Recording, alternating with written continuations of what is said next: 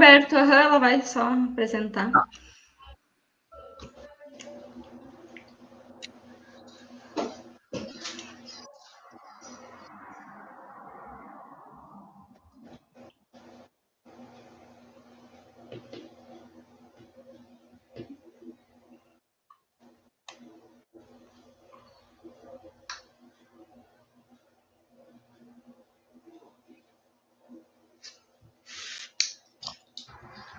Pode começar, Pauline. Gente, então vamos lá. Boa noite a todos. É com grande satisfação que damos início a mais uma palestra do nosso primeiro ciclo de palestras do curso de farmácia da URI Santiago. A palestra de hoje está intitulada Reposição Canábica, o sistema canabinoide como alvo terapêutico para as doenças do envelhecimento, e será ministrada pelo professor Francisnei Pinto do Nascimento, aqui presente, que é bacharel em farmácia pela Universidade Federal de Santa Catarina, mestre e doutor em farmacologia pela mesma instituição. Realizou pós-doutorado em farmacologia pela UFSC e pela Universidade McGill, em Montreal, no Canadá. Atualmente é professor adjunto de farmacologia clínica na Universidade Federal da Integração Latino-Americana, em Foz do Iguaçu, no Paraná. Na UNILA, desde 2017, realiza pesquisa clínica sobre atividades farmacológicas da cannabis e da ayahuasca em doenças neurológicas e psiquiátricas. Antes de iniciar, peço que os ouvintes, deixem seus questionamentos no chat, que ao final da palestra nós abriremos para sanar as dúvidas. Agradecemos a presença de todos, especialmente ao professor Francisnei, pela disponibilidade em estar aqui hoje. Temos certeza que a sua fala será de grande contribuição. E dessa forma, eu passo a palavra, então, ao professor.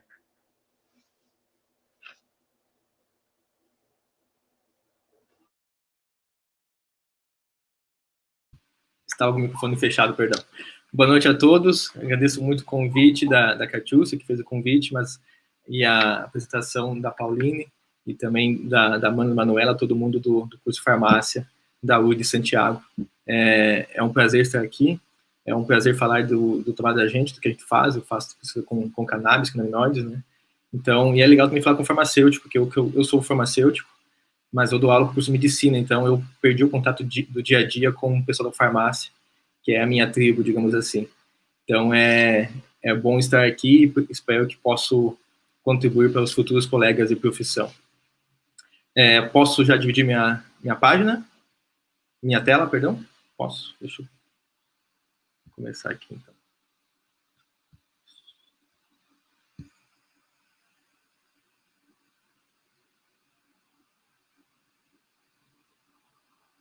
Só um momento.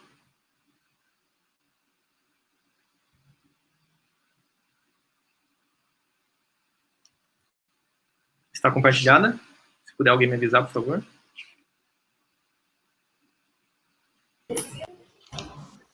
Sim. Deu certo. Ótimo. Então, estão vendo a tela?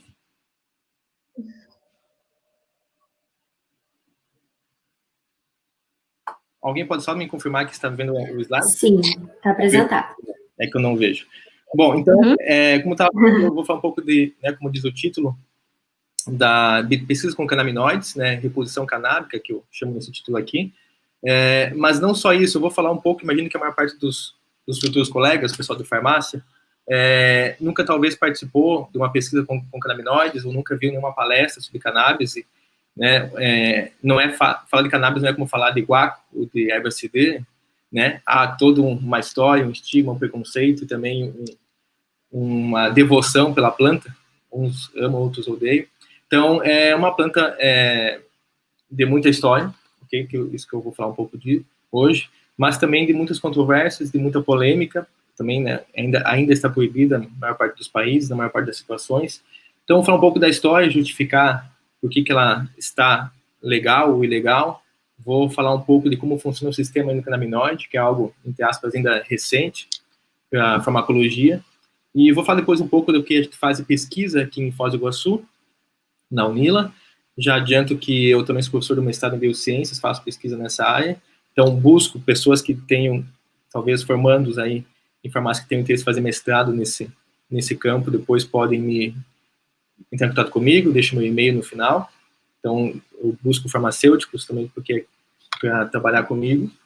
E depois falar um pouco do mercado de trabalho, como que farmacêuticos podem atuar, o que é esse mercado, não é só então cannabis ou maconha, não é só mais um cigarro, é todo um mercado de medicamentos, mas não só de medicamentos, também de todo um mercado industrial. A maconha, o cânhamo também serve para fabricação de tecidos, de óleo, de plásticos, de alimentos, de cosméticos. Então há um mundo, de verdade, não é exagero falar, há todo um mundo, um mercado que ao redor da cannabis, que está crescendo em todo o mundo. E no Brasil, apesar das limitações e do nosso momento um pouco retrógrado e conservador, eu diria, só um pouco,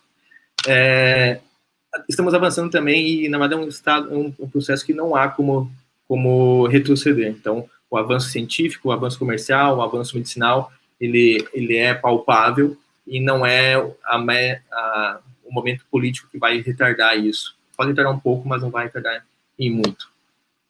Então, é isso que eu vou falar um pouquinho. Então, o título é Reposição Canábica, o sistema endocannabinoide como alvo terapêutico para as doenças do envelhecimento. E aí, ao longo na metade da palestra, mas eu vou falar um pouquinho, por que dessa ideia de reposição canábica, assim como hoje se faz reposição hormonal, muito já claro para mulheres, mas também homens que atingem certa idade, né? Nosso corpo não produz mais hormônios, então nós repomos hormônios.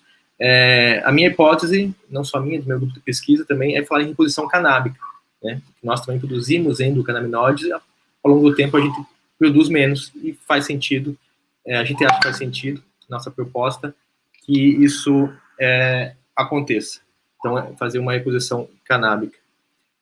Somente. Então, é sobre isso que a gente vai falar um pouquinho hoje. Para começar, eu tenho conflitos de interesse, eu tenho 2 projetos financiados por uma associação que cultiva cannabis de forma legal no Brasil, que se chama Abrace, um projeto de Alzheimer, e outro com encefalopatias não progressivas. Não progressivas, ali está errado. E canabinoides. Então, são meus conflitos de interesse do momento. Bom, e a cannabis? Então, a cannabis não é algo novo, né? Parece novo. Nossa, nunca vi falar de cannabis para medicamento, que está chegando esse mercado, o mercado está se abrindo, mas não é algo novo. Pelo contrário, é algo muito antigo. Então, há registros da cannabis, o seu uso medicinal, ritualístico ou recreacional, seja ele como qual for, há mais de 15 mil anos. Mais de 15 mil anos, né, na região do Sudeste Asiático, na China, no Nepal, na Mongólia. Vejam que a agricultura tem 10 mil anos apenas. Faz 10 mil anos que o homem deixou de ser nômade e descobriu que podia plantar trigo, plantar arroz, batata e ficar vivendo num local só, esperando a planta crescer e ter a sua comida, ao invés de ficar vagando atrás de caça. E a cannabis o homem cultiva cannabis antes ainda de cultivar o próprio alimento. Então, é algo muito, muito velho, né? Não é algo recente. Recente é a proibição. A proibição tem menos de 100 anos, né? Então, imagina uma linha de tempo que temos 15 mil anos de cannabis, a proibição foi ontem. Então, nós estamos numa janela obscura de nós, aqui no Brasil, nessa proibição que logo, seguramente, vai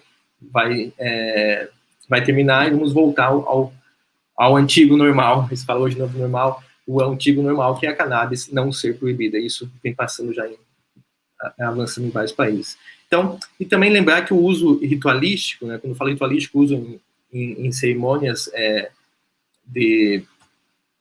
enfim, cerimônias culturais, ou uso religioso, uso medicinal, isso hoje se diferencia. Hoje nós temos o médico que vai estar no lugar, o pastor, o padre e o padre em outro local, e a festinha que tem cannabis em outro local. Isso, antigamente, não tinha essa divisão, né? O pastor, o pajé é o mesmo que é o médico, é o mesmo que colocava cannabis para fazer uma cerimônia, fazer uma diversão. Essa separação entre medicina, religião e recreação é muito nova, muito recente, muito ocidental. Então, antigamente se fazia esse uso também, a que se tem essa ideia, o uso é misturado, assim, tudo junto e misturado.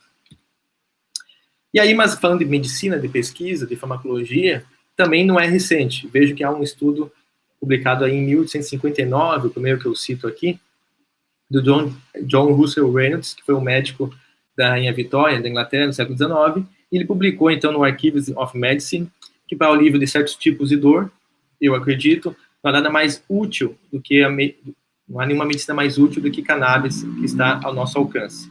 Depois, o mesmo médico publicou no Lancet uma revista ainda, né, uma das mais prestigiadas do mundo, também já em 1890, já quase 130 anos, que a maconha indiana, quando pura e cuidadosamente administrada, é uma das mais valiosas medicinas que eles possuíam naquela época. Então, nós estamos falando de 150 anos de publicações científicas nas principais publicações da época, que ainda hoje se perpetuam, do médico que não estava no fim do mundo, estava cuidando da rainha da Inglaterra, e falando que a maconha tinha um potencial medicinal gigante, ou melhor que ele conhecia. Então, não é nem recente o conhecimento medicinal e nem tão pouco o conhecimento científico da cannabis. Então, é coisa antiga, realmente, como eu falei. Mas aí, então, surge a proibição da cannabis, que é algo muito interessante para se estudar também, embora eu não tenha espaço aqui, mas eu gosto da leitura, e trago esse folder aqui, digamos assim, para ilustrar um momento entre os anos 30, 40, 50 nos Estados Unidos, esse aqui, que houve uma campanha mediática para a proibição da cannabis. E por que a cannabis é proibida? Né? Por vários motivos, e nenhum deles medicinal. Então, antes dos anos 40, entre 29 e 34, mais ou menos, houve a lei seca nos Estados Unidos. Então, nos Estados Unidos, mais jovens, ou que não tem essa leitura dessa parte da história, por 14 anos o álcool foi proibido nos Estados Unidos. Todo tipo de álcool foi proibido. Né? Um movimento, enfim, que isso resultou a isso. E aí, lógico que as pessoas não deixaram de consumir álcool, porque foi proibido. As pessoas começaram a produzir e comprar de forma clandestina. Né? A história mostra que nenhuma produção de droga leva a um sucesso. Proibir droga é um fracasso. Mas, enfim, houve essa proibição, e as pessoas não deixavam de consumir. Assim como se for proibida a erva mate, aí os gaúchos não vão deixar de tomar chimarrão, que se tomam todo dia. Inclusive, eu também tomo, não todo dia, mas minha família toma. Né? Não chega a ser um vício, mas é um costume, ou para alguns quase uma adicção. Então as pessoas vão plantar erva mate escondida, vão comprar escondida e não vão deixar de tomar. Então isso acontece com outras drogas, com o álcool. E aí o álcool, então, foi um fracasso, o álcool voltou a ser legalizado em 34, e aí você tinha, mas no momento da proibição, você tinha 15 mil policiais nos Estados Unidos que vigiavam o álcool, fiscalizavam o álcool, né? Embora isso não funcionou, o Al Capone é um traficante de álcool, né, que surgiu em Chicago. Mas, enfim, então tinha 15 mil pessoas, 15 mil policiais que tinham um poder, né, político, de pressão, inclusive para conseguir suborno, seguramente, e que não tinham mais. Então, existia um movimento político de um grupo de policiais para proibir alguma outra substância, como, por exemplo, a marihuana, a maconha. Além disso, também existia muita imigração mexicana na época, ainda existe, né? E também existia, aquela vez, assim como hoje, muito preconceito dos Estados Unidos com os mexicanos. Os mexicanos usavam muito a marihuana, né, que o nome vem do espanhol, para, enfim, seu uso recreativo, medicinal, ritualístico, tudo isso. Então, se você conseguisse criminalizar a maconha, você conseguia criminalizar os mexicanos e prendê-los mais fácil. Além disso, existia uma outra questão, chegando no mercado, até esses anos, as fibras e tecidos eram todas basicamente feitas de cânhamo, que é a fibra, o caule da cannabis, que é uma fibra muito forte. A Constituição Americana, para papel e para tecido, a Constituição Americana foi escrita num papel de cânhamo. Né? Cabral chega no Brasil com as suas caravelas, com as velas feitas de cânhamo. Mas em 50 e 40 estavam surgindo a fibra sintética, uma empresa chamada DuPont, que ainda existe, ainda a família DuPont, uma das mais ricas do mundo até hoje, via como uma boa ideia proibir a maconha, ou seja, o cânhamo, retirar essa fibra natural do mercado para a fibra sintética ter mais espaço. Então, existiam vários interesses políticos, econômicos, sociais, que levavam a ser uma boa ideia para essas pessoas, para esses grupos, a proibição da maconha. Então, tem essa fake news aqui, você acha que fake news é coisa recente, da mídia social, da política, eu vejo isso aqui. A maconha pode matar, por exemplo, né, escrito ali embaixo. A planta do inferno, ou uma vez que você fumou, você nunca mais volta a ser quem é antes. E aí tem ali representando talvez uma moça de família, entre aspas, que fumou maconha e aí já está se despindo. Então, ou seja, uma série de mentiras que foi propagada, foi uma mídia muito grande, que eu não vou entrar no espaço, mas vale muito a pena, muito material para estudar sobre isso, que culminou com a proibição da maconha. Então, não foi por motivos médicos científicos. E isso aqui se comprova muito com esse slide aqui. Mostra o número de mortes nos Estados Unidos por drogas, seja legais ou ilegais, né, em 2011, e veja que o tabaco mata 400 mil pessoas por ano nos Estados Unidos. O álcool, 100 mil pessoas. Drogas legais, esse grupo 20 mil pessoas por ano, mas já está muito maior agora com a epidemia de opioides que tem. E a cafeína, inclusive a cafeína, da qual eu me considero quase dependente, mata 2 mil pessoas por ano, e a cannabis não mata ninguém. A cannabis, até hoje, não há nenhum registro de cannabis, de morte por cannabis no mundo. Não há registro, não há overdose de cannabis. Isso não existe. Isso é um mito, como a maior parte das informações sobre a cannabis. Virtualmente, você precisa fumar 8 quilos de THC, não é nem cannabis, THC, que é o princípio ativo para você poder chegar à morte. No tronco cerebral, a regulação da função cardiorrespiratória, nós não temos receptores de canabinoides, então por isso que é uma droga tão segura. Então vejam que a única droga que não mata ninguém é a droga proibida ao redor do mundo. Então não há base científica e medicinal para essa proibição. Mas ela entra como droga, né? Até nos Estados Unidos está na lista principal de drogas que mais causam danos, do Schedule 1, né? E aí a gente precisa falar, ainda mais falando em farmacêuticos, qual a definição de droga, o que é uma droga e qual que é a função disso e como nós implicamos isso. Eu tenho certeza, eu poderia dizer que a maior parte de vocês, mesmo farmacêuticos, mesmo na universidade, possui uma definição também muito social e moral da droga, que eu também sempre tive. Só fui começar a estudar cannabis e drogas já no final do doutorado, de fato. Começar a ter uma outra visão. Então, a definição química de droga, né, é qualquer agente químico que altera os processos bioquímicos e fisiológicos de tecidos ou organismos. Simples. Qualquer substância bioquímica que altera a nossa fisiologia. No entanto, a mais utilizada, seguramente, e que pauta todas as leis, é a definição social de droga. Então, a definição social, para a sociedade ocidental, a droga é um conceito moral. A droga é aquilo que o outro usa e que é estranho a mim, e, portanto, essa substância deve ser banida e o usuário deve ser penalizado. Assim, o conceito de droga que temos hoje não tem nenhuma relação com medicina, farmacologia ou química. É basicamente aquilo que o outro usa e que eu coloco moral nesse uso, nessa molécula. Então, né, trago aqui 2 fotos, uma de escocesas, aqui em cima, tomando uísque, né, uma droga bajulada, o álcool incentivado, ainda mais o uísque, está né, tudo ok, é uma droga social. E aqui embaixo, asiáticos fumando ópio, que é uma droga também, assim como o álcool, mas nós temos já, como é uma droga dos outros, aqui no Ocidente nós não fazemos uso do ópio, nós, logicamente, a criminalizamos e vemos com todo o cuidado, com estigma e preconceito. Então, de fato, quem pauta as políticas públicas, inclusive pauta muito dentro da academia mesmo, há muito preconceito com droga, mesmo na academia, é a definição social da droga e não a definição científica ou química que deveria pautar. E eu faço uma comparação, trago aqui 2 moléculas, molécula 1 e molécula 2, para mostrar como o conceito moral nos afeta. Vejo que as 2 são relaxantes, as 2 moléculas são hipnóticas, as 2 têm efeito antiepilético, as 2 são ansiolíticas. A droga 1 tem em torno de 9% de risco de causar dependência, a droga número 2, 21%, ok? A 1 causa uma boa qualidade do sono, muito usado como hipnótico. A 2 causa uma má qualidade do sono. E a 1 não tem nenhum risco de morte, e a 2 tem um baixo risco de morte. Embora as 2 são muito parecidas nos seus efeitos farmacológicos, visivelmente, fácil de ver que a droga 1 é muito mais interessante estar no mercado como medicamento. Menor risco de dependência, melhor qualidade do sono e sem risco de morte. E a outra, mais dependência com risco de morte. Né? A droga 1 é o THC, o tetrahidrocannabinol, principal princípio ativo da cannabis, e a 2 é o Rivotril, clonazepam, né? Que todo mundo conhece. Se não tem alguém na família que toma ou toma, e isso não é um problema, não estou julgando de forma alguma, só também não estou julgando o THC e nem qualquer outro uso. Inclusive, isso é algo que também é difícil, mas nós, profissionais de saúde, temos que ter muito em mente. Não cabe a nós julgarmos nenhum uso, nenhuma moral sobre o uso de uma droga ou de um fármaco, ou seja, qual for. Essa definição do que é legal e ilegal, o que é moral e imoral, é meramente também jurídica, meramente do momento. Nesse momento, nessa sociedade que estamos envolvidos, o THC é proibido. Daqui a alguns anos, seguramente, em vários outros países já não é mais, né?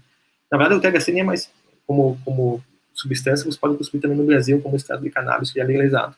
Né? Então, nós vemos a sociedade que nos cerca é tão moralista, esses conceitos estão tão arraigados, que a gente nasce, inclusive eu também, até hoje, quando se fala de maconha, às vezes, muitas vezes, o top of mind, meu primeiro pensamento é algo ilegal, né? Que nós estamos dentro desse espaço e vejam que também podemos estar lançando mão de THC no lugar do Rivotril, que seria muito mais interessante.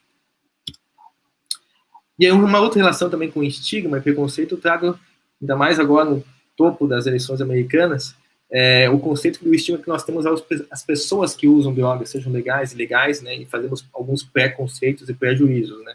Então, esses 3 casos aqui, que foram presidentes americanos, que, dentro dos seus aspectos, saíram do governo com uma boa imagem, são muito respeitados ainda hoje, todos eles falaram que já usaram drogas, maconha ou cocaína, durante a juventude, né, e fizeram, entre aspas, bons governos, são pessoas respeitadas, né. Da outra forma, isso aqui diz que nunca usou drogas, né, e não tem uma imagem tão boa assim como com relação aos outros. Então, uma brincadeira para ver quanto a relação uso de drogas e não usar drogas também é um estigma que nós temos, né. Eu esperaria que fosse uma aula presencial, agora as pessoas estivessem rindo, espero que tenha sido engraçado. Ainda mais esse cara, né, não está nem aceitando perder uma eleição, então tão pouco sabe como funciona uma democracia.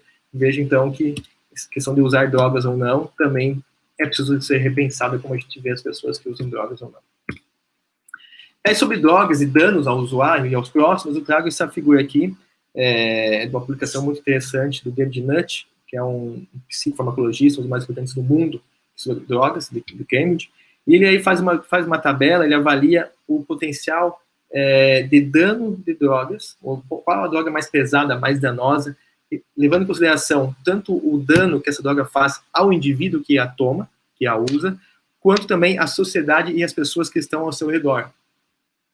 Por exemplo, uma pessoa que toma álcool, o álcool causa vários problemas, né? Pode causar uso crônico, problemas, temos o sistema nervoso central, sistema hepático, gastrointestinal, entre outros, mas também uma série de outros problemas, como violência doméstica, violência do trânsito, enfim, falta no trabalho. Então, é isso que se avalia, né? Então, quanto a droga faz mal à pessoa, quanto ao seu convívio social. E no topo da lista, vejam só, vocês, está o álcool. O álcool é a droga mais pesada entre todas essas aqui listadas que nós temos na nossa sociedade. Tanto o mal para as pessoas, quanto o mal para o usuário, quanto para os outros, né? E o álcool é a droga incentivada, né, pela nossa sociedade. Vivemos até quase uma sociedade da embriaguez na TV, no som, nas festas, nos esportes, né, em todo local se divulga o álcool, enquanto outras drogas são a droga mais pesada, certo? E depois eu mostro, enfim, vários outros aqui, mas a cannabis ali é a 8ª ou 9ª droga em termos de causar danos. Então vejam também, e lá embaixo tem cogumelos, LSD, super lá embaixo, então vejo que são drogas ilegais, que nós temos um conceito muito pesado sobre elas, mas elas não causam dano como o álcool, por exemplo, não falar de outras drogas.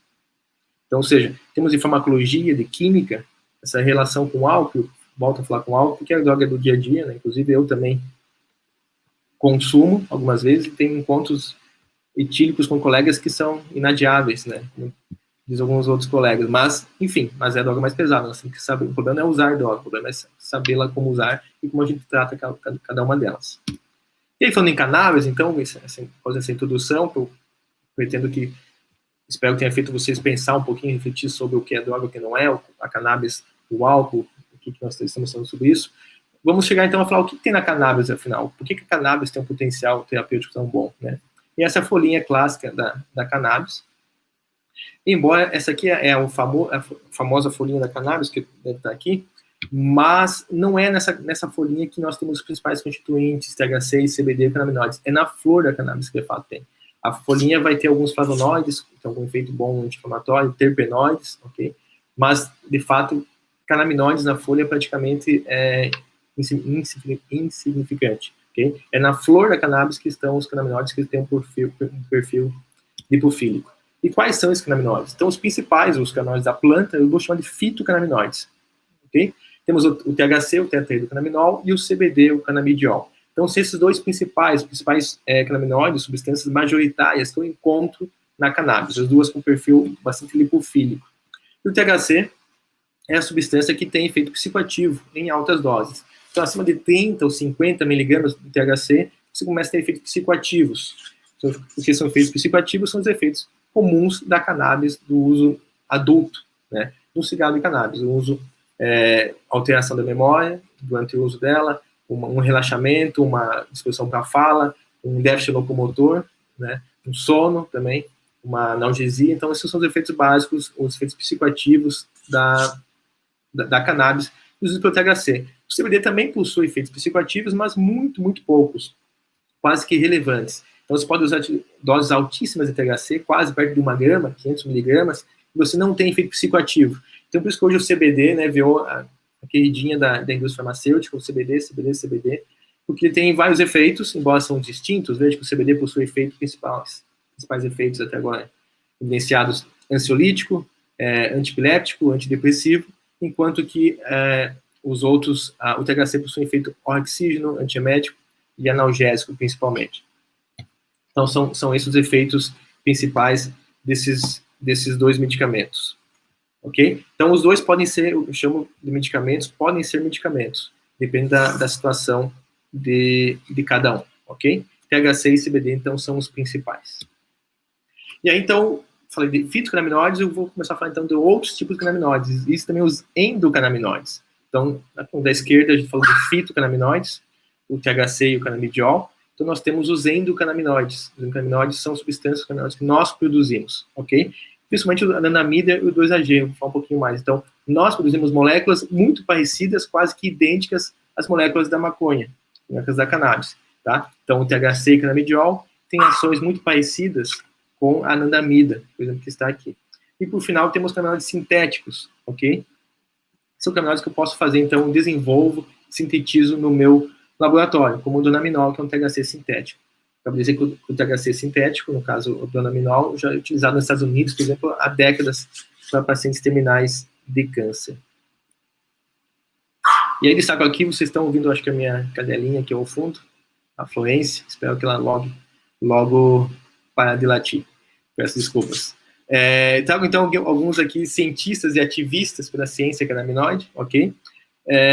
Pessoas que trabalham com a cannabis mesmo, ou trabalharam, inclusive, durante proibições duras, tanto em Israel, o professor Rafael Mishulam, que é considerado o pai da cannabis medicinal, quanto o professor Elisaldo Carlini, que acabou de falecer faz um mês e meio, que foi um brasileiro aqui de São Paulo, que trabalhou muito com cannabis. E trabalharam os dois juntos, são contemporâneos.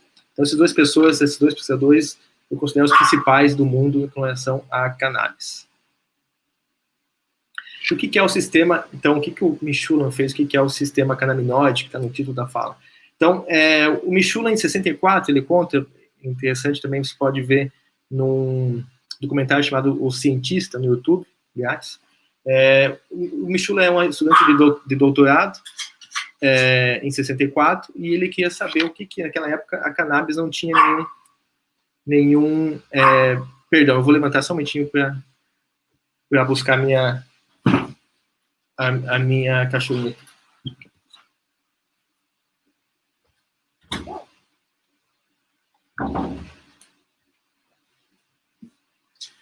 Peço desculpas, mas agora ela está aqui. Vai para latir. Então, o Mishulam, em 64, ele fala nesse documentário que as pessoas sabiam, por exemplo, que existia já na coca, na folha de coca, existia a cocaína, já estava isolada. Já sabiam que existia na papoula, que existia a morfina, já estava isolada. Mas a cannabis não existia, não se sabia o que a cannabis possuía de substâncias. Se achava, naquele momento, que a cannabis não possuía uma substância específica, mas por ser lipofílica, essa lipofilicidade, essas substâncias gordurosas da cannabis podiam alterar membranas e a sua polaridade, e causar seus efeitos. Mas isso não convencia o Mishulam. Ele achava que havia que ter alguma substância específica na cannabis que se ligasse a algum receptor, por exemplo, e fazia seu efeito. Isso aconteceu em 64. Em 64, então, o Mishulam, aluno doutorado, vai lá na polícia de Jerusalém, onde ele vive até hoje, pediu uma doação de cannabis, levou para o laboratório e conseguiu isolar o THC, tetrahidrocannabinol. Então, nesse momento, ele consegue, em 64, isolar o THC e supor que o THC, então, é a substância principal da da cannabis que causava seus efeitos farmacológicos. Diz a lenda como é que ele fez para validar isso. Ele levou para casa o THC, e ele e sua esposa fizeram 2 bolos de chocolate, e num botaram THC e no outro não. Chamaram alguns colegas e amigos para comer os bolos. E aí perceberam que as pessoas que comiam bolo com THC realmente ficaram com os efeitos inebriantes, como se tivesse fumado um cigarro de cannabis. Então, ali ele concluiu que o THC era, sim, a substância que causava, a principal substância que causava os efeitos da cannabis, que isolou apenas o THC, e o THC mimetizou, THC no bolo de chocolate, nesse caso, mimetizou os efeitos de um cigarro de cannabis. Então, em 64, ele postula, ele mostra que o THC é o princípio ativo principal. Okay? E aí surge uma outra pergunta. Então, ou seja, nós temos o THC, uma substância específica que causa o efeito nos humanos, e aí surge uma pergunta básica, ou seja, aonde o THC está se ligando? Como que ele funciona?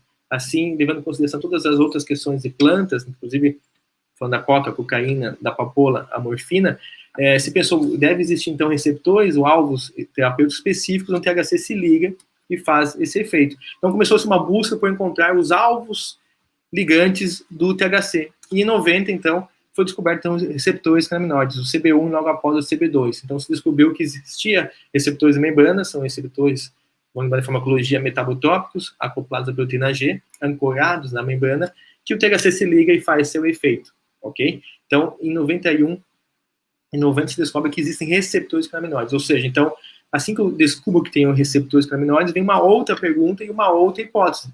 Eu não desenvolvi, eu, como humano e mamífero, receptores canabinoides para, por acaso, uma planta se ligar e fazer seu efeito. Ou seja, se eu tenho receptores canabinoides, seguramente é porque eu produzo esse neurotransmissor ou algum hormônio que também necessita esse receptor para ter a sua sinalização. Então, nós devemos produzir também substâncias muito parecidas com canabinoides. E aí, apenas 2 anos após, se chega a descoberta da anandamida, essa molécula aqui com uma cadeia super longa, já se vê também bastante lipofílica, né?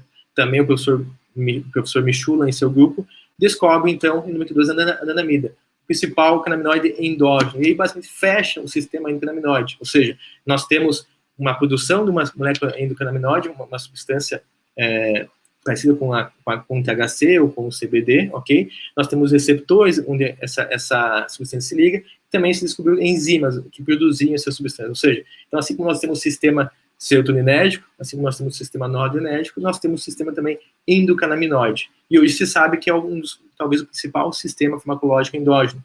Quase metade dos nossos neurônios produzem canabinoides endógenos ou possuem receptores onde essas substâncias podem se ligar.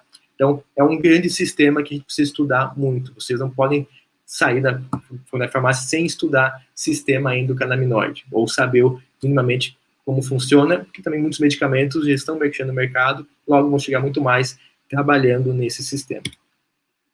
E aí, basicamente, em termos de receptores CB1 e CB2, temos o CB1, que não é só isso, mas basicamente, como o meu princípio, a gente pode pensar, CB1 tem uma grande distribuição principal no sistema nervoso central, então posso chamar de forma bem grosseira CB1 um receptor central, e o CB2 um receptor periférico, muito mais relacionado com o sistema imunológico. Então, os principais receptores, os únicos até hoje identificados como canabinoides, CB1 e CB2. CB1 central, CB2 periférico. Embora também há ambos receptores nos dois sistemas nervosos, nas duas locais, mas de forma geral, a gente pode falar que é mais assim.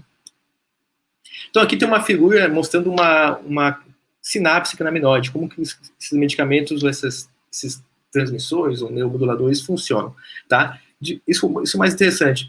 Diferente de todos os outros neurotransmissores que são produzidos no pré-sináptico, produzido em vesiculado, liberado e atuam num receptor pós-sináptico, com os canabinoides endógenos acontece justamente o oposto. Eles são produzidos na célula pós-sináptica, aqui embaixo, são liberados e vão atuar, então, em receptores pré-sinápticos. Então, vejo que eles possuem uma transmissão retrógrada. Eles são produzidos pela célula pós-sináptica e vão atuar na célula pré-sináptica, ok? Isso no caso dos endocannabinoides. E os exocannabinoides ou fitocannabinoides atuam diretamente na célula pré-sináptica. Qual que é o grande diferencial isso? E qual que é o grande barato, com perdão do trocadilho, né, disso aqui? Essa questão de você poder modular ou tentar trabalhar com homeostasia. Ou seja, eu consigo, da célula pós-sináptica, reduzir um efeito ou controlar a célula pré-sináptica. Então, se eu tenho um excesso de neurotransmissor sendo produzido pela célula pré-sináptica, eu posso, por exemplo, via cálcio, aumenta muito o cálcio extracelular, o cálcio, veja, vai facilitar a produção do endocannabinoide, que ele vai lá na célula pré-sináptica, CB1, um receptor inibitório, e vai falar, para de produzir esse neurotransmissor. Então, o sistema endocannabinoide é um grande sistema tampão, é um grande sistema de homeostasia, ele não é nem, ele pode ser tanto excitatório quanto inibitório, depende de qual neurotransmissor ele atua, em GABA ou em glutamato, por exemplo, ok? Então, o grande diferencial desse sistema é que ele pode tanto excitar quanto inibir. E aí ele muito uma função de homeostasia, que eu falo porque é justamente isso. Se há um sistema superexcitado, ele pode ser um bom inibidor e regular esse sistema para baixo. Se há um sistema super inibido ou pouco excitado, ele pode levar isso aqui para cima. Então, é um grande sistema hoje se vê de homeostasia e de equilíbrio. Por isso também ele vai funcionar e pode facilitar a terapia de várias condições patológicas. Ele consegue ser um tampão e justamente um grande sistema que vai tentar sempre levar o sistema ao equilíbrio.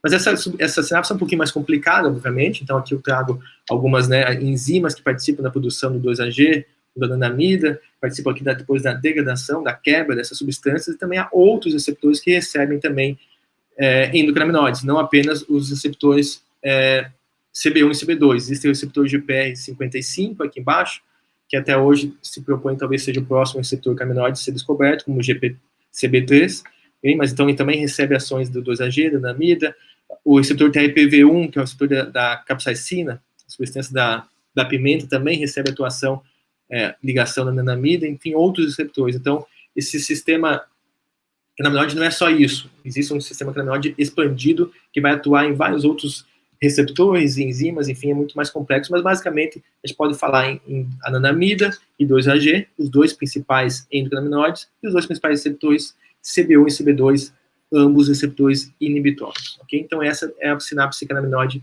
básica. Mas além disso, não só neurônios possuem receptores e produzem canabinoides, como também células da glia. Astrócitos e microglias produzem endocannabinoides e também possuem receptores endocannabinoides, né?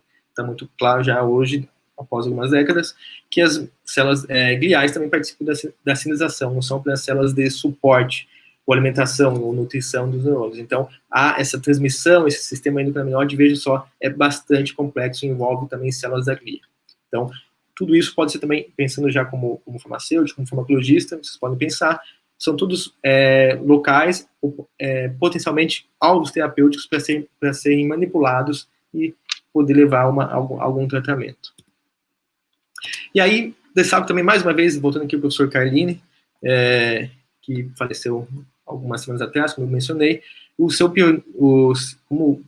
pioneirismo no Brasil, e foi uma das principais personagens da cena de canabinoides no Brasil e no mundo, e muitos dos farmacologistas do Brasil que trabalham com cannabis foram formados pelo professor Carline. E ele demonstrou, vejam só, que o CBD, o canabidiol, ele foi o primeiro pesquisador que me demonstrou que o CBD tinha efeito antiepilético. Tanto é seguro quanto é eficaz, tanto em pessoas quanto em estudos com animais. Esse estudo aqui, faltou um ano, mas é dos anos 70, dele com o professor Michula, né, aqui em cima. Então, vejo que faz quase 50 anos que o professor Carline demonstrou que o CBD tinha efeito antiepilético e hipnótico. E até hoje nós não temos esse medicamento no Brasil de forma de fácil acesso. Hoje está legalizado, mas ainda está bastante difícil o acesso no final. Então, vejo o quanto, infelizmente, devido ao estigma, devido ao preconceito, uma substância poderia estar salvando vidas, ajudando muitas pessoas, principalmente crianças que têm epilepsias graves, que não são tratáveis com nenhum outro medicamento.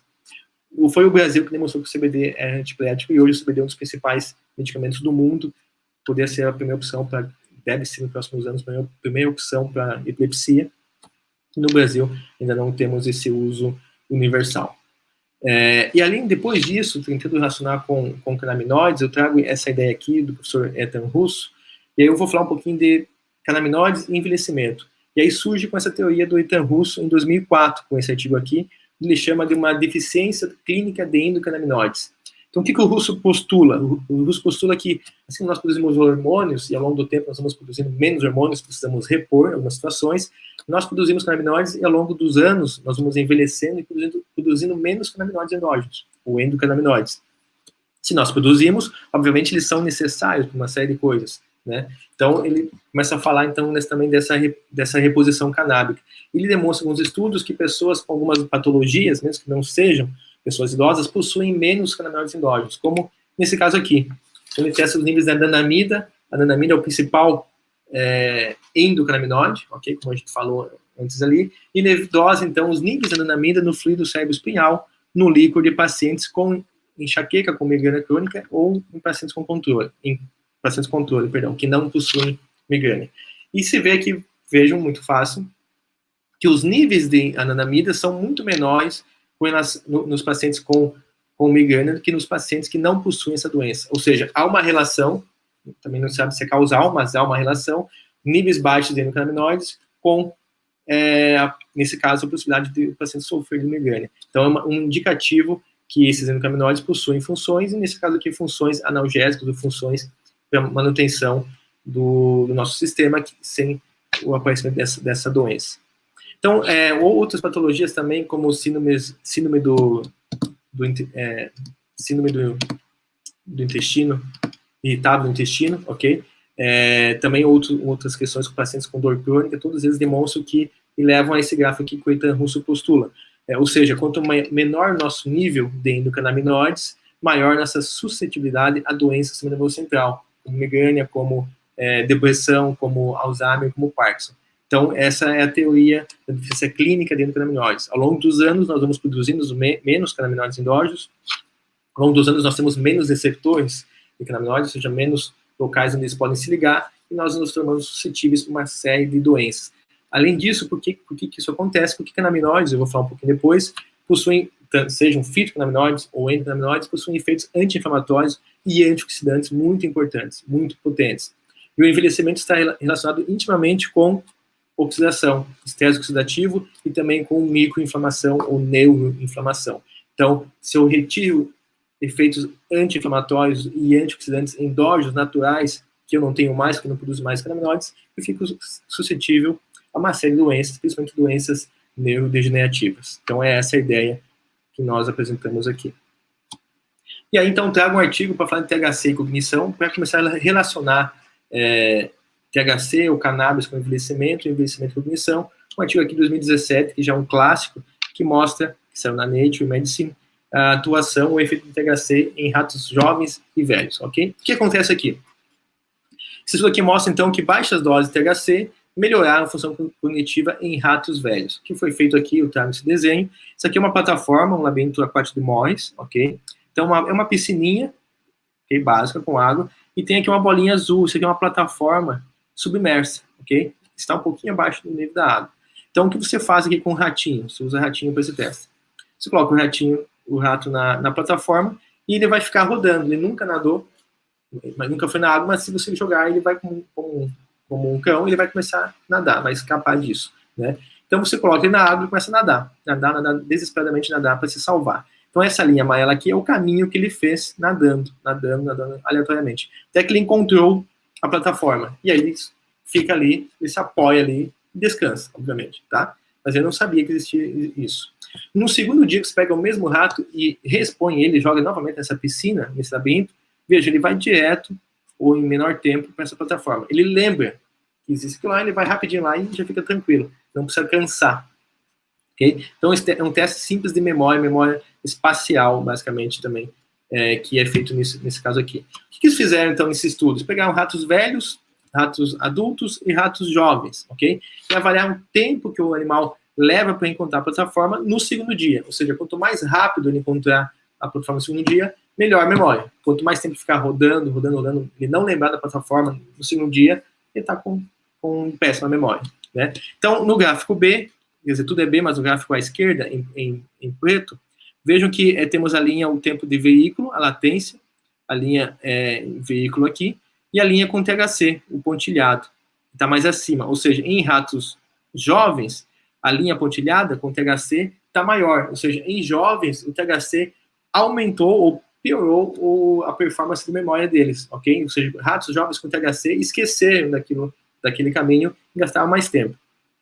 No entanto, em ratos maduros, que eu vou chamar de adultos, ou ratos velhos, em verde e em azul, vejam que a linha pontilhada que recebeu o THC está abaixo foi mais rápida, a latência foi menor. Ou seja, em ratos adultos e velhos, e ratos velhos, o THC ajudou a memória, melhorou a cognição e os ratos lembraram mais fácil, encontraram mais fácil no segundo dia essa plataforma. Né? Então, esse estudo aqui é um estudo, já deu muito o que falar, quando saiu foi sensacional, demonstrando que o THC melhora a memória em ratos velhos e adultos. Né? Não em jovens piora, vejam vocês, mas realmente em velhos ele consegue melhorar a cognição. E aí dá toda uma base para a gente começar a pensar em cannabis para o quê? Para doenças da cognição, doenças demenciais, como Alzheimer, por exemplo. Né?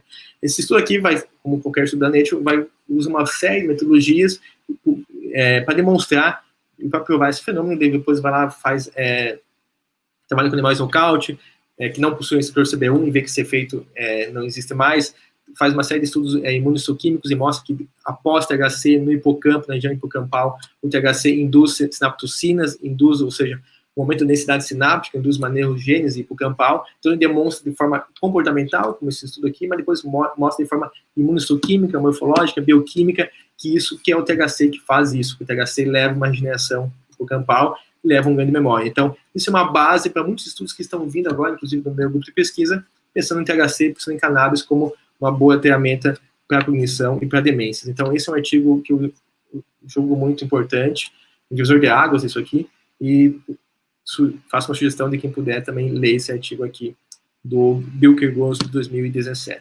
Então, o THC tem potencial de melhorar a cognição em ratos velhos. Talvez potencial para pessoas idosas.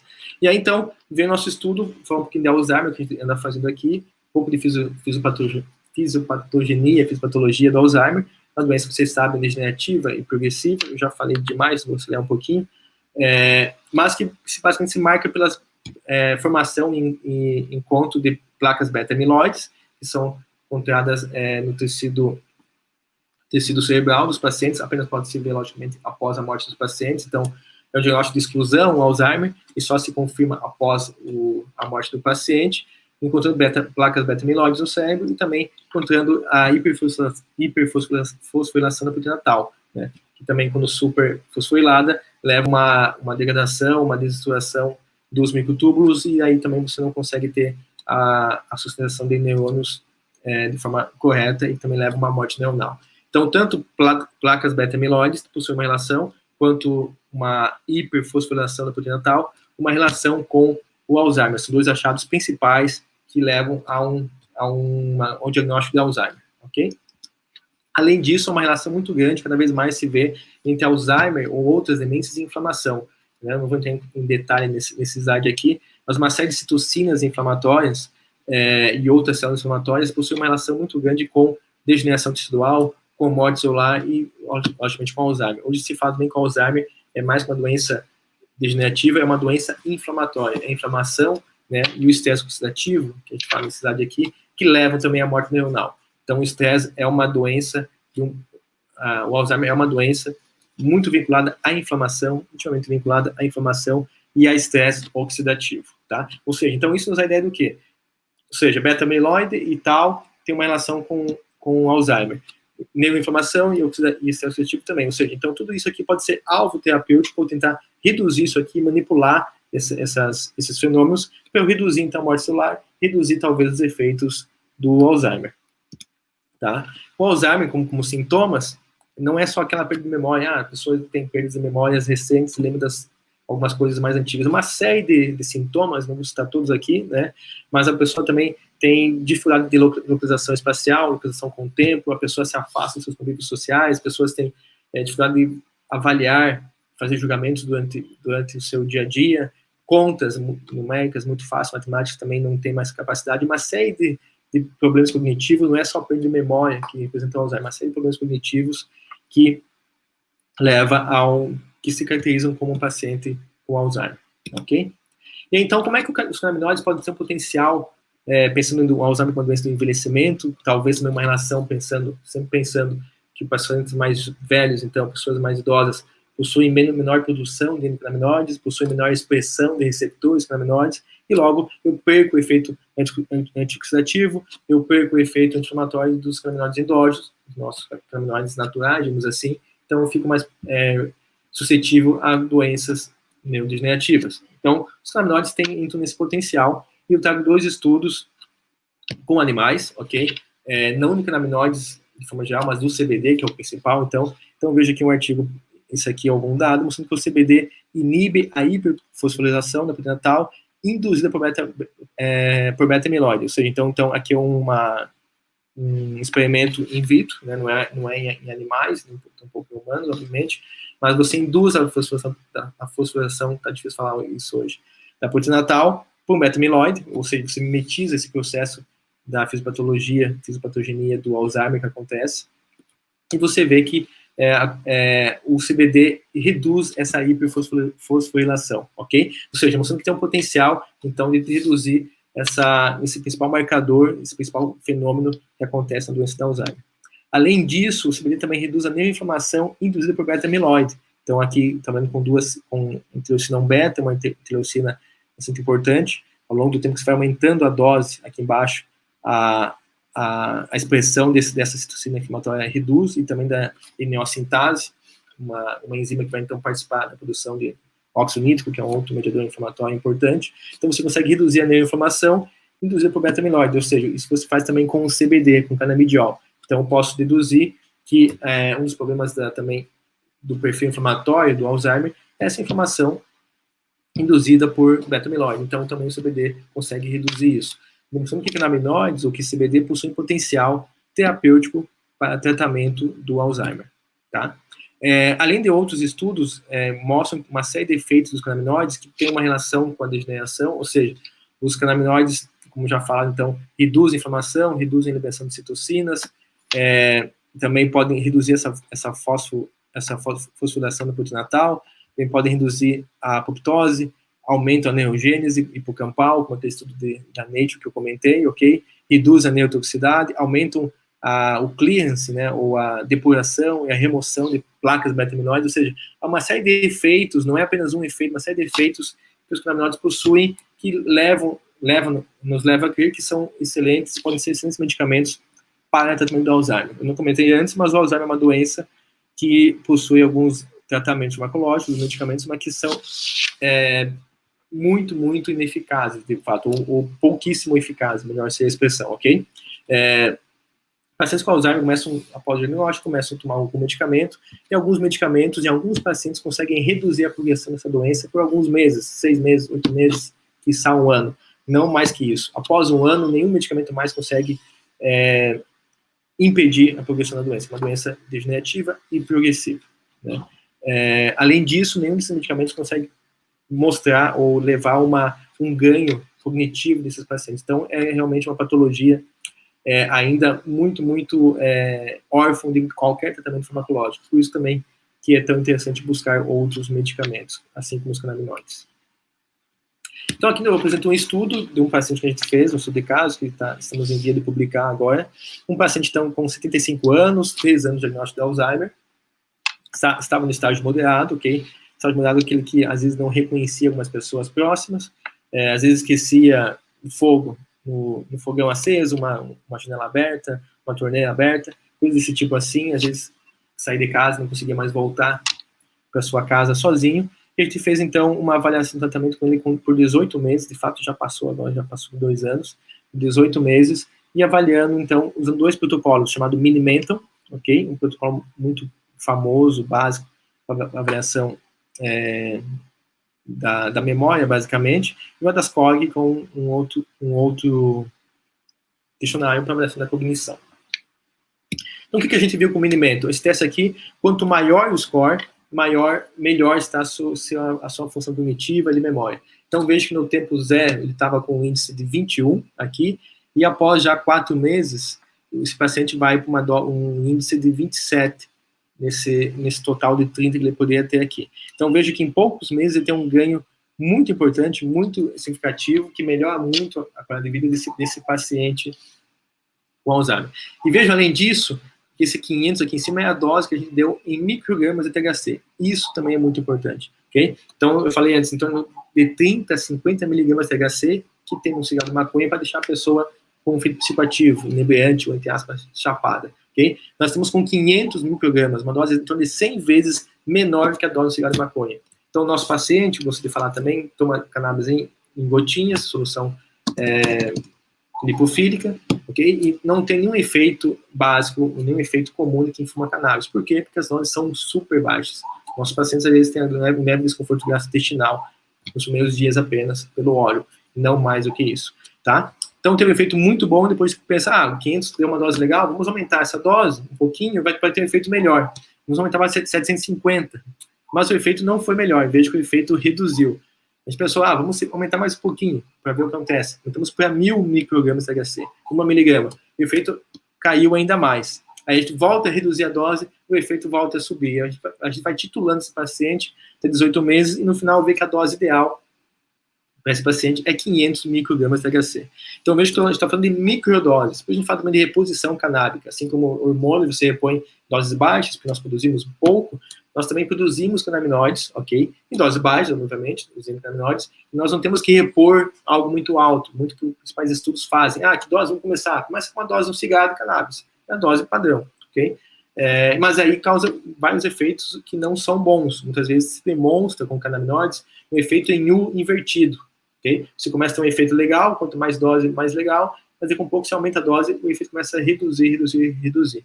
Então, é uma característica do sistema endocannabinoide. Então, nesse caso, nós contamos a dose de 500 microgramas, a dose ideal nesse paciente. E quando usamos o ADAS-Cog, a outra avaliação, ferramenta para avaliação da cognição, os efeitos também são muito parecidos, apenas se inverte agora, quanto mais baixo o score, melhor a atividade cognitiva. Então, o paciente começa lá em cima com 25 e vai baixando. E veja que a gente faz a mesma, né, é o mesmo paciente, o mesmo tempo, a gente também vê que assim que, se eu aumento a dose, o efeito piora um pouquinho aqui com dose de 1000.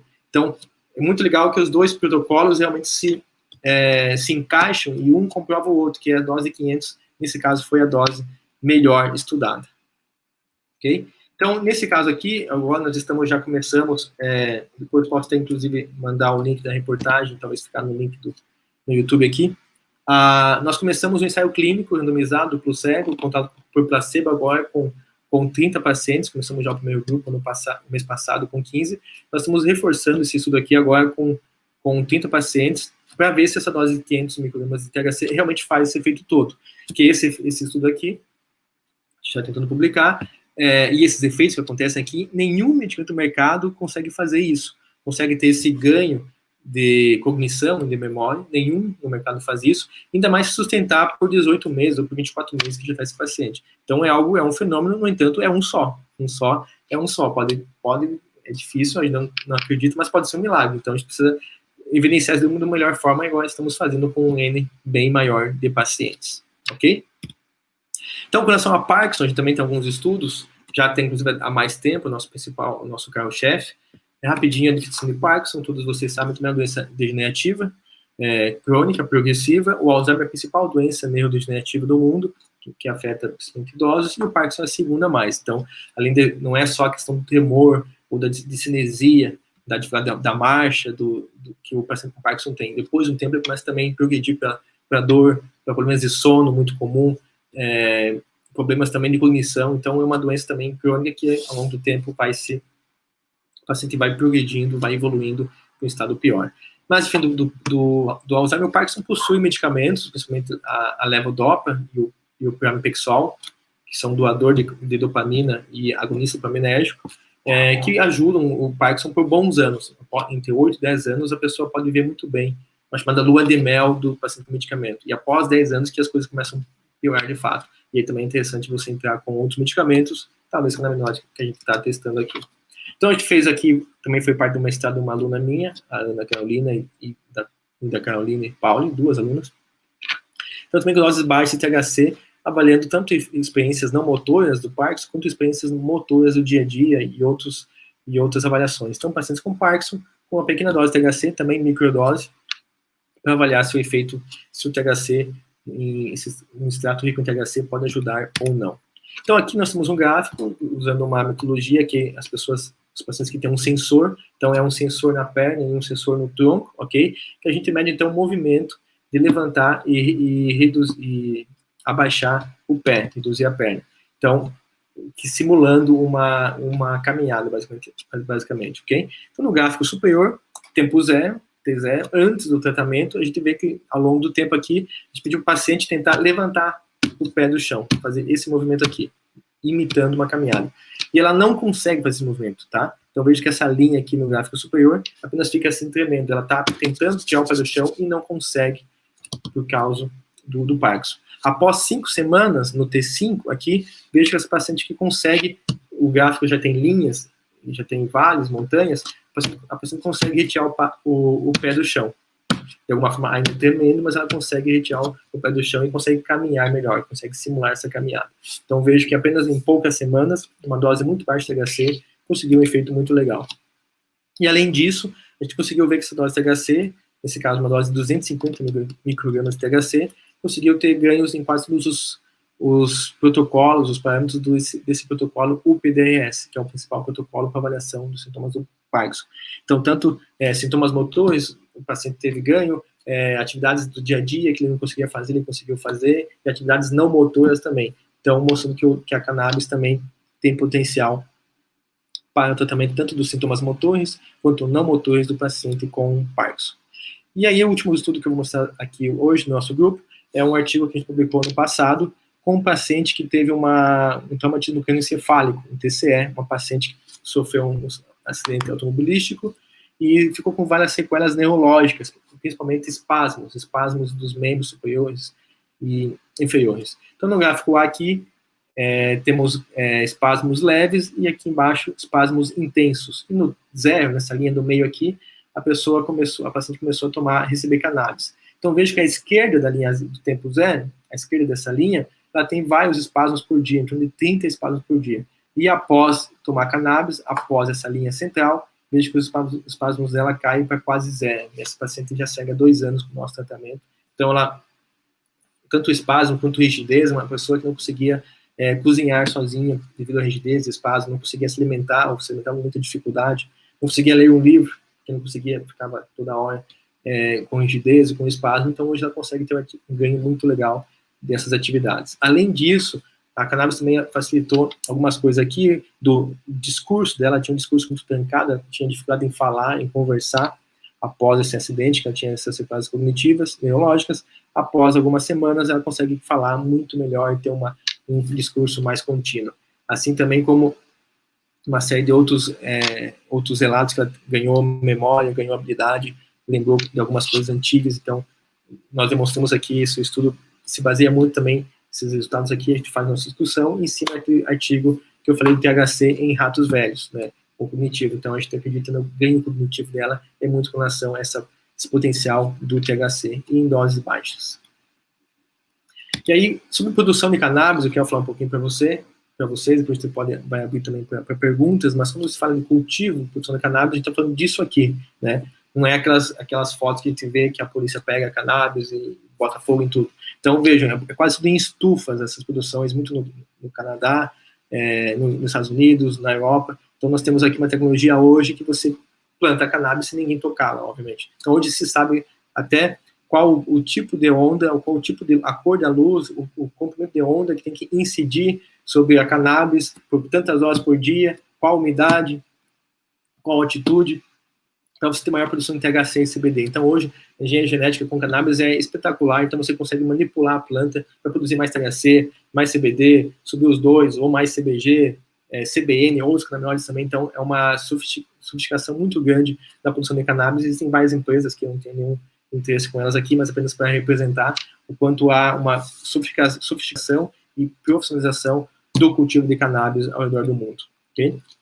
Além disso, dispensários de cannabis no mundo, então esse aqui nos Estados Unidos, então é como se fosse uma farmácia só de cannabis. Então você chega lá e você tem uma série de tipos de cannabis, de cepas, de linhagens, com mais CBD, com mais THC, que você pode usar para uso gastronômico ou para uso recreativo, uso adulto, como vocês podem imaginar, né? Então não é só assim como se fala, como se tem a enologia, as pessoas que entendem de vinho, esse vinho com esse sabor, mais tanino, menos tanino, um vinho mais encorpado, menos encorpado, enfim, tudo isso. Hoje também vai para uma sofisticação assim, da cannabis. A cannabis em países como o Canadá, eu vi alguns anos lá, também já está nesse ritmo, então as pessoas começam a diferenciar, então vira um produto como qualquer outro, que as pessoas vão em lugar especializado para comprar o seu, tanto uso gastronômico ou uso adulto, como vocês imaginam. Então, é disso que estamos falando, não é mais sai aquela boca de fumo e entra um espaço desse aqui, por exemplo.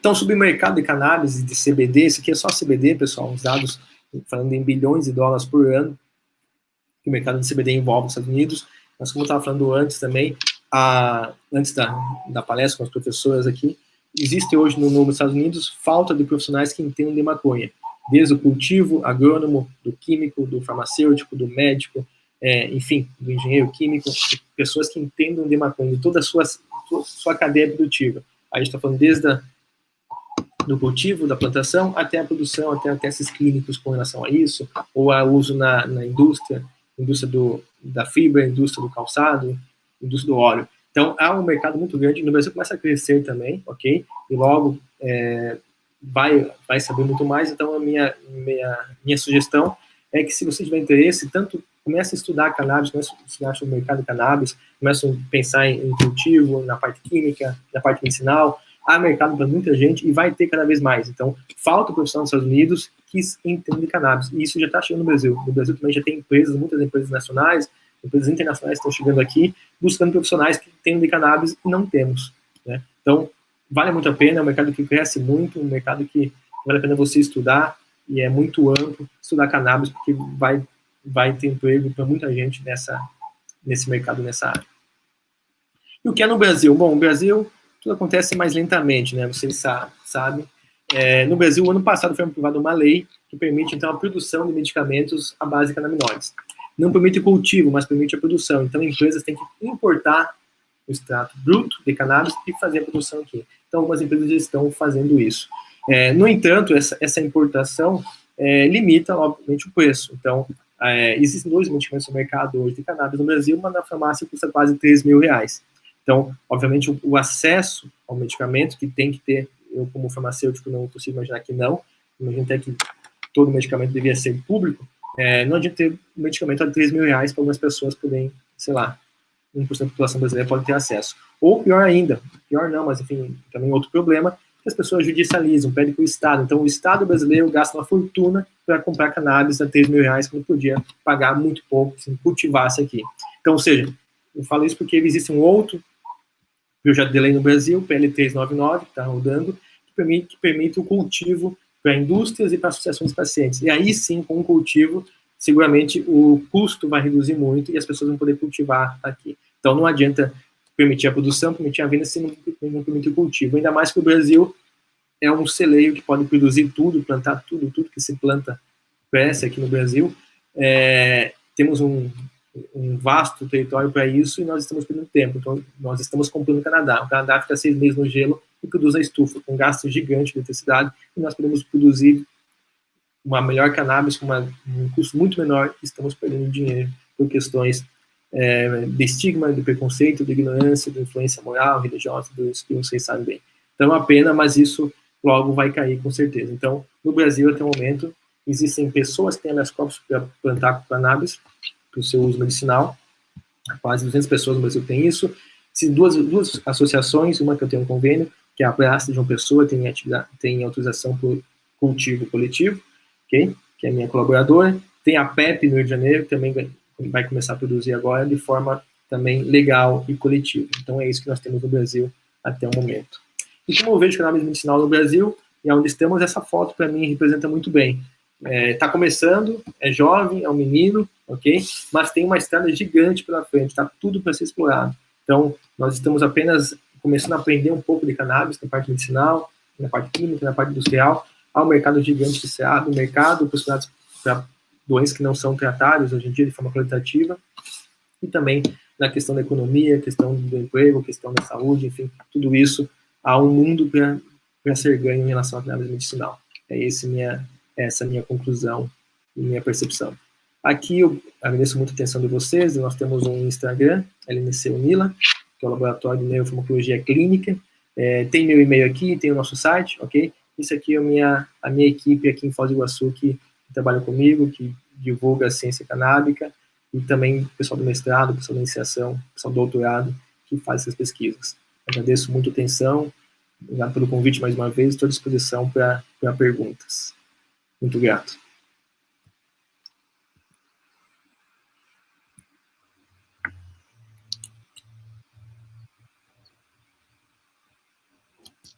Então, né, vamos abrir para as perguntas. Vamos ver o que... Só um momentinho, eu estou tentando voltar para a tela aqui, você já voltou. Isso, aham.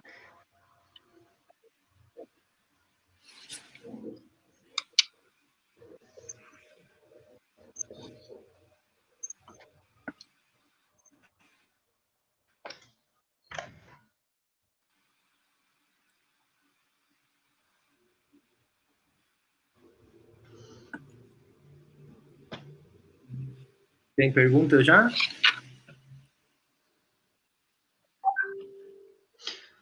Eu fiquei sem som um tempinho, não estava ouvindo, agora voltou. Tem perguntas aqui. Eu vi que no YouTube do Diego, ele parabeniza e pergunta, né? Quando administrados conjuntamente, há indícios de sinergismo entre THC e o CDB para o tratamento das doenças neurodegenerativas? Isso, excelente pergunta. Não sei se é uma pergunta ou um comentário, mas existe sim. Existem vários estudos já demonstrando que existe o sinergismo, que alguns vão chamar de efeito comitiva ou efeito entourage, né, que acontece muito em plantas medicinais, todos eles, mas eu tenho, inclusive, uma revisão sistemática também de um colega aqui brasileiro, Pamplona, que trabalha muito com cannabis, demonstram que os canabinoides, quando estão juntos, CBD e THC, ou um extrato, você consegue efeitos farmacológicos com doses menores. Então, juntos, ele tem efeito sinérgico. Além disso, eles têm menos efeitos adversos. Então, é mais fácil, é mais proveitoso, mais seguro você trabalhar com THC e CBD juntos, também outros canabinoides, do que só o CBD e o THC isolado. Então, você consegue ter melhor eficácia e menos efeitos colaterais se você tiver THC e CBD junto. Não só THC e CBD, todos os outros canabinoides, né? Existem mais de 100 canabinoides, já 110 descritos, mas o THC e o CBD são majoritários.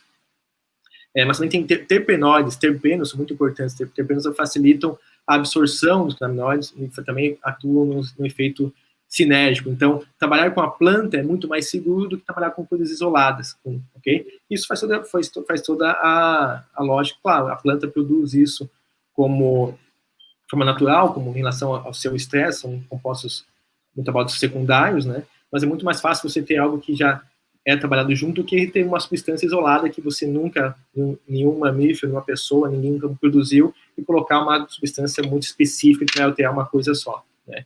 Então, até a farmacologia que imaginava alguns anos atrás, décadas, em desenvolver medicamentos muito específicos, né, muito pontuais, mas isso não se mostrou muito legal, muitas vezes causa mais sérios efeitos adversos. Então, se busca moléculas ou grupos de moléculas que atuam em sinergismo, que fazem vários pequenos efeitos e assim são mais eficazes e mais seguras. Então, é melhor tomar o THC e o CBD junto do que separado. E entra uma questão também que entra dinheiro nessa brincadeira, né? Entra alguns conflitos de interesse. A indústria vende o CBD isolado, muito mais hoje em dia CBD isolado, e vende o CBD isolado como um THC free, ou seja, livre THC, porque como se o THC fosse o vilão, porque o THC está associado ao uso adulto, uso recreacional, né, efeito psicoativo. No entanto, é melhor ter THC junto que o CBD. O THC também é remédio, né? Também pode ser medicamento, não só o CBD. Depende da sua condição.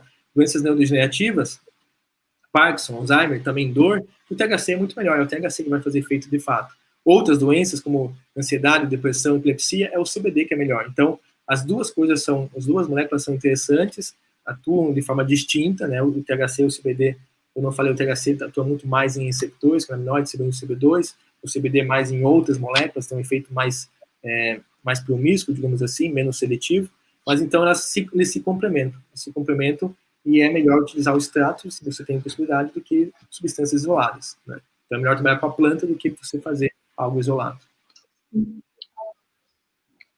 Uhum. Francis, daí eu fiquei sem o áudio por um tempo e aí acabei por não agradecer, né, a tua palestra, logo que acabou.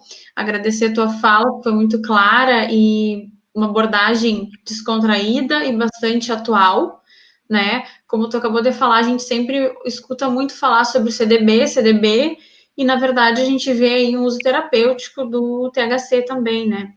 Então, para quem não acompanha, assim, não é da área, eu achei bem encorajador, né? E eu acho que é um tipo de pesquisa, vocês já estão na fase clínica, né? Então, parabenizo também pelo teu trabalho, que eu acho que está muito perto disso ser devolvido para a sociedade, né? Quando a gente está dentro da universidade fazendo a pesquisa. Ali, tu fala como um menino, né? Que está recém estudando, e um caminho longo ainda, mas eu vejo que é o futuro, né?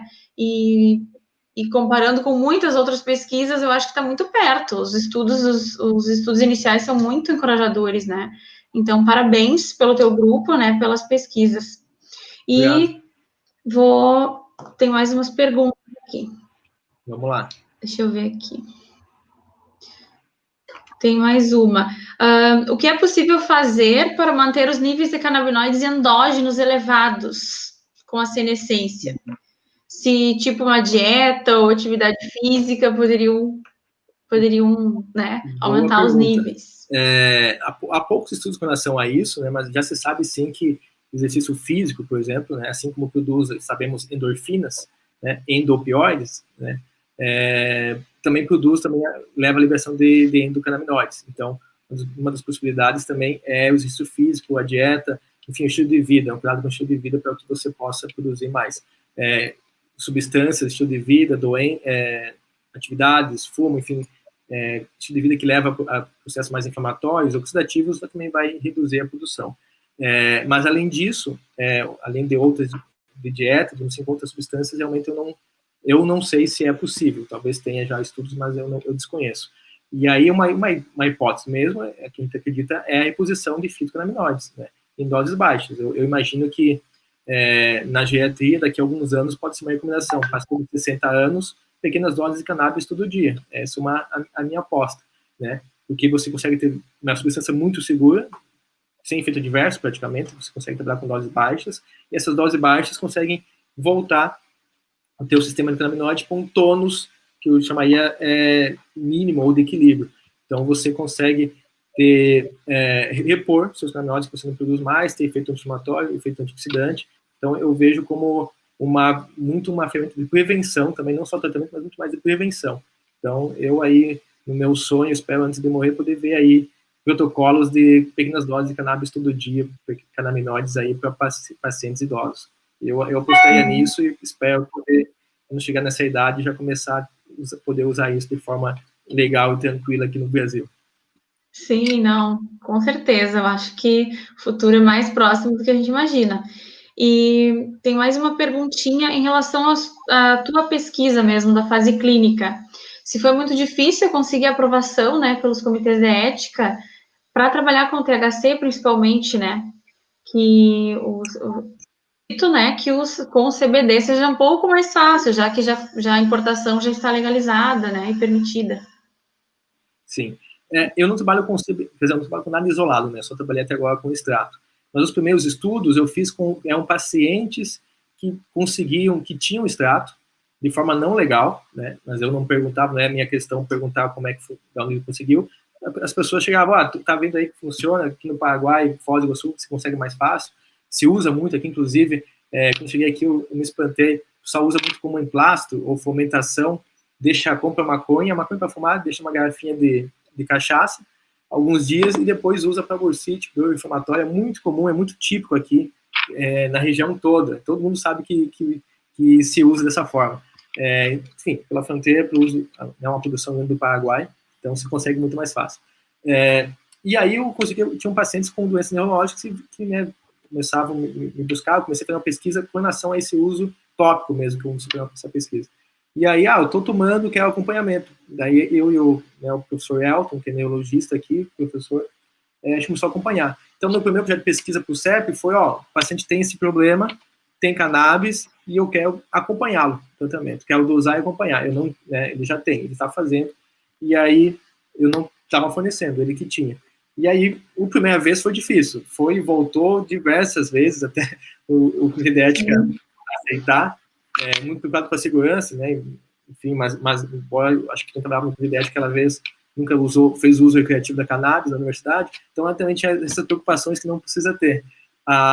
Mas depois, agora, a gente já criou um know-how para isso, a gente está provando muito fácil, os antibióticos também a informação está melhor, então eu me sinto muito tranquilo, eu tenho algum receio de fazer qualquer outra pesquisa clínica com qualquer outro medicamento sintético, né? Mas com cannabis é muito tranquilo, que a gente sabe que não há risco, o risco é muito, muito pequeno, apenas pacientes com alguns problemas de esquizofrenia, que a gente pode talvez potencializar, então nós já trabalhamos com mais de 50 pacientes, eu acho, até hoje, nenhum efeito adverso grave, alguns apenas relatam desconforto gastrointestinal, só, nos primeiros dias por causa do óleo, de doença do livro. E nada mais do que isso, porque é uma dose super baixa, então a gente não tem esses efeitos. Então, no CEP hoje já tá mais, enfim, a gente já aprovou mais de 7, 8 projetos, então a minha equipe tem experiência em aprovar, e os CEPs locais aqui também já têm experiência em entender do assunto. Ah, que bom. Uma curiosidade, né, que surge quando a gente vê pesquisas em humanos, né, e acredito que pelos pacientes deva ter um retorno bem positivo, né, quando se está numa condição como Alzheimer, Parkinson, as famílias, né, os pacientes em estudo devem ficar bem muito receptivos. O Parkinson a gente já terminou, agora no momento não estamos fazendo nada pela pandemia, mas todos os pacientes de Parkinson que a gente terminou o estudo tiveram ganhos. O Parkinson é mais difícil trabalhar um pouco, com Alzheimer, com dor, com outras coisas, epilepsia, parece que é mais limiar o efeito, mais padrão, limiar.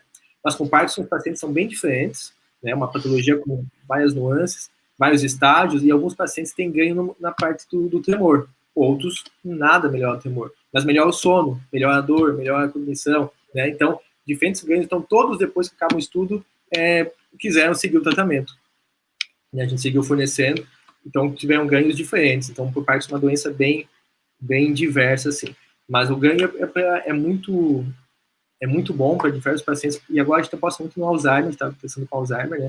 Alzheimer é uma patologia que não tem tratamento, nenhum tratamento decente, de fato, e há vários, não é só nosso, mas existem vários dados anedóticos, né, de pessoas ao redor do mundo que fazem vídeo na internet, estou usando e fiquei melhor, estou melhor, não sei o que, existe um paciente, o seu Ivo, né, no Brasil, que tem uma página na internet, já foi na Globo, por 1 hora falando da Fátima Bernardes, um programa bem legal, que surgiu buscar. Então, há uma série de estudos que mostram que a cannabis ajuda no Alzheimer, mas não tem nenhum estudo científico mostrando isso. Tem animal, tem relatos, mas estudo mesmo não existe ainda mostrando que a cannabis melhora a cognição em pacientes com Alzheimer. Então, a gente está nesse trabalho para ver se a gente consegue demonstrar isso, essa nossa intenção. Sim. Acho que a Amanda quer falar, né, Amanda? Sim. Ney, parabéns pela tua fala, sensacional, muito legal, muito didática, muito interativa, foi muito legal mesmo. Eu trabalho com farmacognosia, então para mim foi genial a tua fala, inclusive por coincidência, algumas semanas atrás eu estava falando sobre a questão do fitocomplexo, né, porque que muitas vezes, na maioria das vezes, é mais promissor se utilizar o extrato da planta como um todo, o óleo essencial, do que as substâncias isoladas. Inclusive, eu dei o exemplo de um estudo, só que era com Parkinson também, e comparava o THC com o extrato da cannabis, e mostrava que o extrato tinha um efeito bem melhor que o THC. Então, achei sensacional, ainda tu conseguiste ratificar, né, o que eu já tinha puxado nos alunos em aula, chamado atenção. Então, muito legal.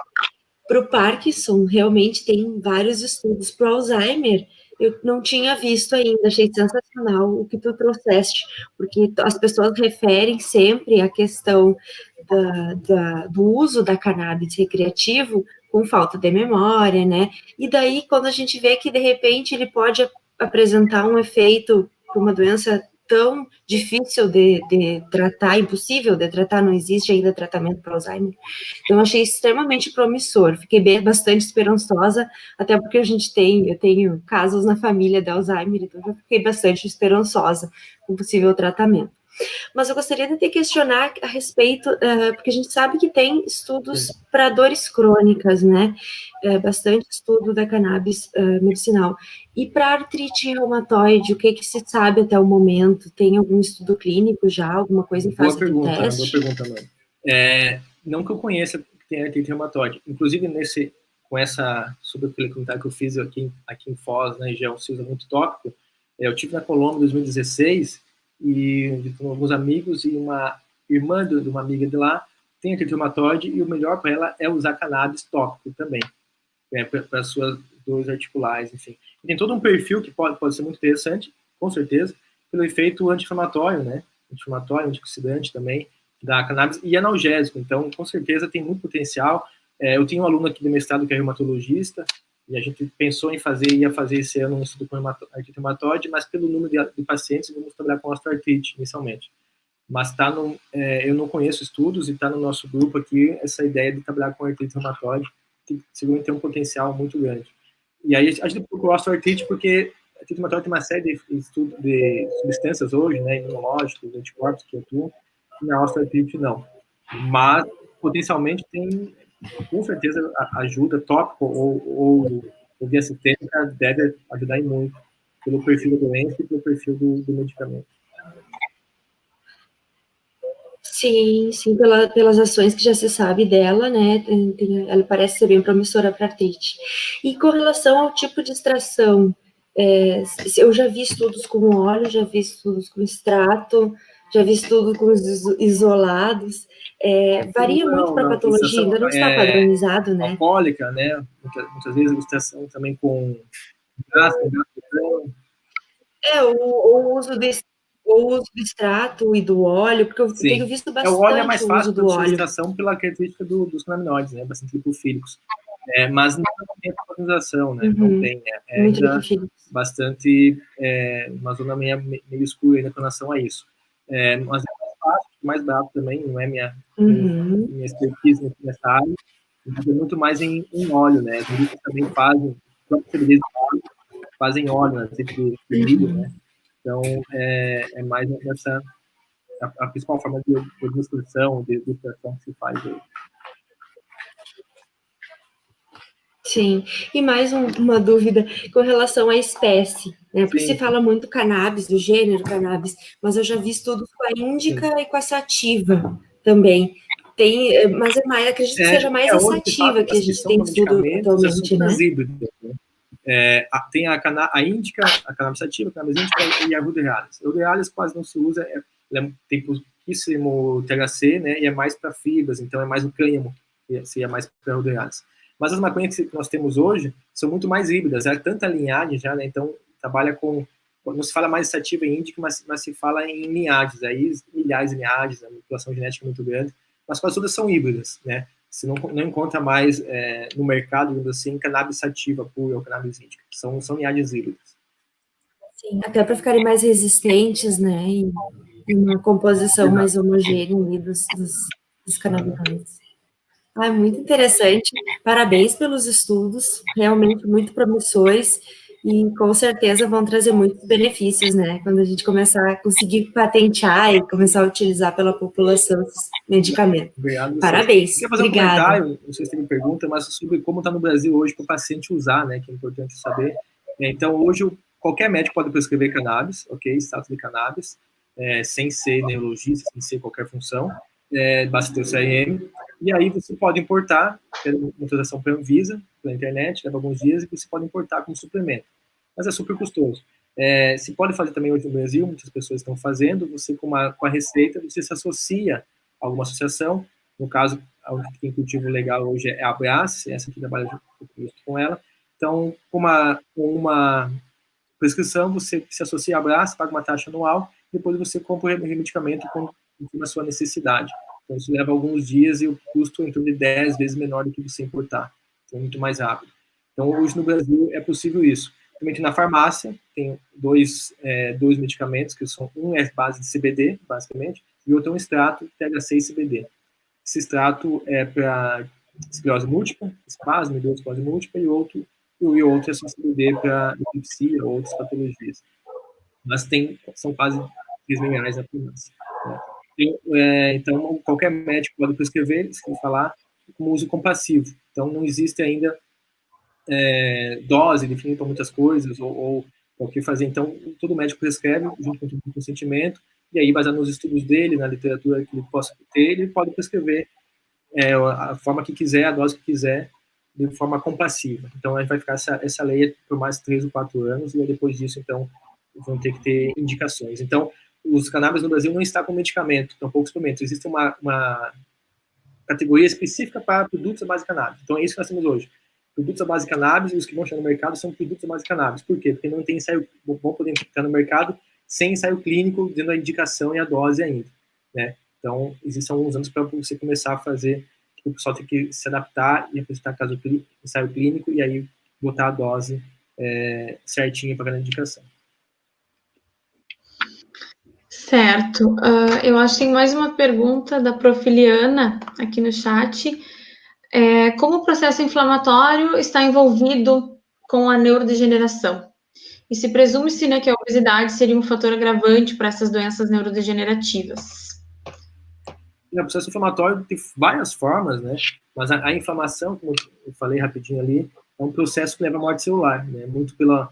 Né, você tem inflamação, você tem vários mediadores inflamatórios que levam à morte celular. Glutamato, principalmente, vai botar cálcio no meio intracelular, excitoxicidade, né? Então, de certa forma, a inflamação leva à morte celular, tem uma relação íntima com o estresse oxidativo. Então, é uma coisa pontual, mas que acontece a nível celular. Basicamente, via cálcio, via formação de espécie ativa de oxigênio. E a obesidade também, talvez tenha relação também à inflamação, né? A inflamação ou doenças crônicas, muitas vezes um paciente com obeso tem, então isso pode levar também a uma desregulação, uma menor síntese de hormônios endógenos, também voltando à inflamação, a estresse oxidativo, então pode ter uma relação íntima com a morte celular, e aí, se for neuronal, uma doença neurodegenerativa. Isto. Eu acho que não temos mais, né, no chat. Acho que, então, finalizamos. Perfeito. Então, né, deixamos o nosso reconhecimento e agradecimento, né, a tua disponibilidade em estar aqui hoje, ministrando, né, esclarecendo de forma muito didática esse assunto que gera tanta curiosidade, tantas divergências, né, notícias que acabam se disseminando, né, então é importante a gente ouvir realmente quem entende do assunto, né. Muito obrigada em nome dos alunos, dos professores, e parabéns pelo trabalho, mais uma vez. Perfeito, eu que agradeço o contato de vocês, o convite. Gosto também de falar e apresentar o trabalho. Falar um tema que faz pouco tempo que eu trabalho, mas que eu sou apaixonado e vivo bastante isso aqui. E falar também que, então, como eu falei no começo lá, ou vocês tiverem alunos depois, pessoas interessadas em fazer mestrado nessa pesquisa clínica com cannabinoides, farmacêuticos, busco muito, gosto de farmacêuticos, porque eu sou farmacêutico.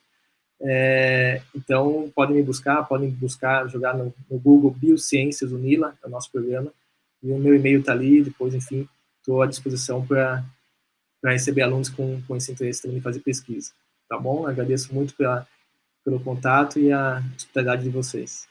Certo, muito obrigada, a gente que agradece. A gente que agradece. Obrigada, Ney, maravilhosa palestra, parabéns pelo trabalho. Obrigado.